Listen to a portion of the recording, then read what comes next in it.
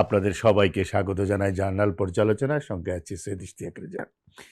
আমরা বেশ কিছুদিন ধরে শুনছিলাম যে ব্যাংকগুলোর যেহেতু অবস্থা খারাপ, আর্থিক প্রতিষ্ঠানের অবস্থাও বেশ সঙ্গীন, তার কারণে মানুষ ব্যাংকে টাকা রাখছে না, নিজেদের কাছে টাকা রেখে দিচ্ছে। প্রায় 3 লাখ কোটি টাকার মতন মানুষের হাতে রয়েছে বলে বাংলাদেশ ব্যাংকই জানিয়েছিল।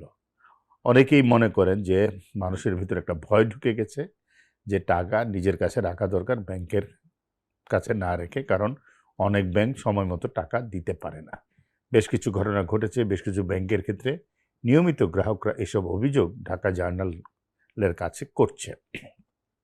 তবে এবার একটু উল্টো কথা জানা গেল বাংলাদেশ ব্যাংকের তরফে, যে আবার কিছু কিছু করে ব্যাংকের প্রতি মানুষের আগ্রহ বাড়ছে, ব্যাংকমুখী হচ্ছে নগদ টাকা, এবং ফিরে এসেছে প্রায় জুন মাসে 13,000 কোটি টাকা কমে গেছে মানুষের হাত থেকে, 38,000 কোটি টাকা আমানত বেড়েছে। প্রশ্ন হলো যে আমানত বাড়ছে মানেই কি ব্যাংক খাতের সব সমস্যা মিটে গেছে? বিষয়টা আসলে কেমন?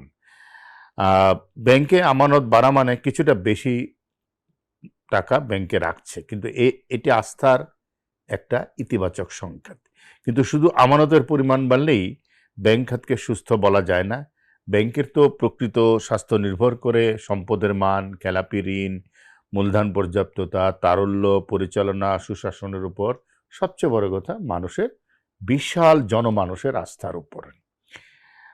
আমানত বাড়লেও খেলাপি সমস্যা রয়ে গেছে। ব্যাংকে টাকা পড়ছে, কিন্তু সেই টাকা ঋণ হিসেবে কোথায় যাচ্ছে সেটি বড় প্রশ্ন। ঋণ যদি অনিয়মের মধ্যে বিতরণ হয় বা আদায় করা না হয়, তাহলে আমানত বাড়লেও ব্যাংকের আর্থিক ঝুঁকি কমে না, বরং ভবিষ্যতের আমানতকারীদের অর্থ ফেরত দেওয়ার সক্ষমতা চাপ তৈরি হতে পারে। ঠিক এই মুহূর্তেই প্রায় 6 লাখ কোটি টাকা খেলাপি ঋণ আছে, যেগুলো নিয়ে একটা দুশ্চিন্তা আছে কেন্দ্রীয় ব্যাংকের আর্থিক প্রতিষ্ঠানগুলো। ভালো সুদের কারণে আমানত ছাড়া আমানত বাড়া, আস্থা ফিরে আসা এক বিষয় নয়। কেউ কেউ আমানতের উপরে সুদ তুলনামূলক বেশি দেয়, কেউ কম দেয়। সুতরাং এইসব জায়গা থেকে হয়তো ব্যাংকে টাকা রাখাটাকে উৎসাহিত করতে ব্যাংকগুলো কিছুটা হয়তো সুদের হার কেউ কেউ, সবাই না, বাড়াচ্ছে। অর্থাৎ আমানত বৃদ্ধির একটা বড় কারণ হতে পারে রিটার্নের আকর্ষণ। অনেক ব্যাংক নর্মাল যে সুদের হার আছে তার চেয়ে বেশি দিচ্ছে, কারণ তার আমানত কম। সেসব কারণে ওইসবের প্রতি মানুষ আকৃষ্ট হয়ে সেখানে যাচ্ছে। তবে এইটা দীর্ঘমেয়াদী কিন্তু সাফল্য ধরে রাখতে পারবে না। সুদের হার কমে গেলে বা অন্য কোথাও বেশি রিটার্নের সুযোগ থাকলে মানুষ এখানে টাকা নিয়ে চলে যাবে। একটা বড় সমস্যা হলো বাংলাদেশে ব্যাংকের কোনো বিকল্প জায়গায় মানুষ খুঁজে পাচ্ছে না। পুঁজিবাজারও ভালো নয়, অন্যান্য কোন জায়গায় বিনিয়োগ করবে সেরকম একটা জায়গা ক্ষুদ্র বিনিয়োগকারীদের জন্য খুব কঠিন একটা বিষয়। দুর্বল ব্যাংকের সমস্যা এখনো বড়। কিছু ব্যাংকের অবস্থা দুর্বল, আর্থিক অবস্থা বেশ দুর্বল, তারল্য সংকট রয়েছে, আমানতকারীদের আস্থা নিয়েও প্রশ্ন আছে। তাই সামগ্রিকভাবে আমানত বাড়লেও ব্যাংক সমানভাবে শক্তিশালী হয়েছে এমন কথা বলা যায় না। অর্থাৎ সব ব্যাংক শক্তিশালী হয় নাই। ভালো ব্যাংকে হয়তো আমানত বাড়ছে, আবার যারা ভালো হওয়ার জন্য আমানত উপরে সুদের হার বাড়াচ্ছে সেই সব ব্যাংকে হয়তো টাকা যাচ্ছে। কিন্তু যেগুলো দুর্বল সেগুলো দুর্বলই থেকে গেছে, কোনো পরিবর্তন দৃশ্যমান নয়। সুশাসনের ঘাটতি দূর না হলে আস্থা টেকসই হবে না। ব্যাংক খাতের অন্যতম বড় সমস্যা হলো পরিচালনায় দুর্বলতা, অনিয়ম, জবাবদিহিতার ঘাটতি। এসব জায়গায় সংস্কার না হলে মানুষ সাময়িকভাবে বেশি সুদের জন্য টাকা রাখলেও দীর্ঘমেয়াদে ব্যাংকের উপর আস্থা নাও ফিরতে পারে। আস্থা শুধু সুদ দিয়ে তৈরি হয় না, নিরাপত্তা এবং সুশাসনও প্রয়োজন। আমানতকারীর টাকা ফেরত দেওয়ার সক্ষমতা শেষ কথা। অর্থাৎ আমানত রাখছে মানুষ, সে যখন চাইবে তখন যাতে টাকাটা দিতে পারে সেই সক্ষমতা যে ব্যাংকের থাকবে সেটাই হলো সবচেয়ে ভরসার ব্যাংক।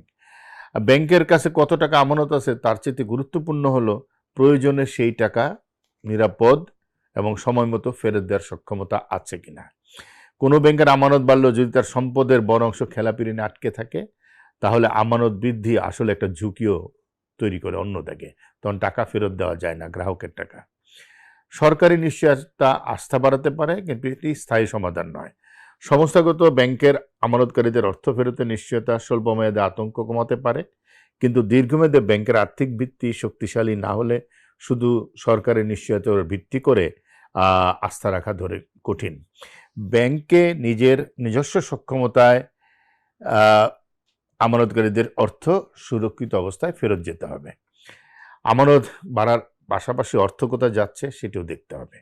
ব্যাংকে টাকা জমা পড়লেই অর্থনীতির জন্য তা ইতিবাচক ফল বয়ে আনবে না।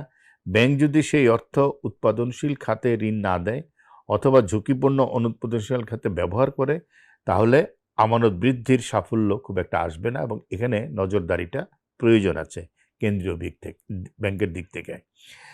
টেকসই আস্থার প্রমাণ পেতে আরও সময় দরকার।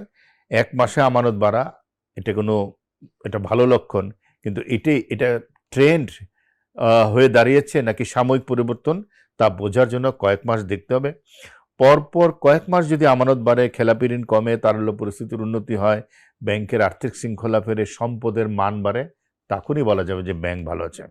আমানত বৃদ্ধি হলো ব্যাংক খাতের জন্য ভালো, কিন্তু এটা সাফল্যের চূড়ান্ত নয়।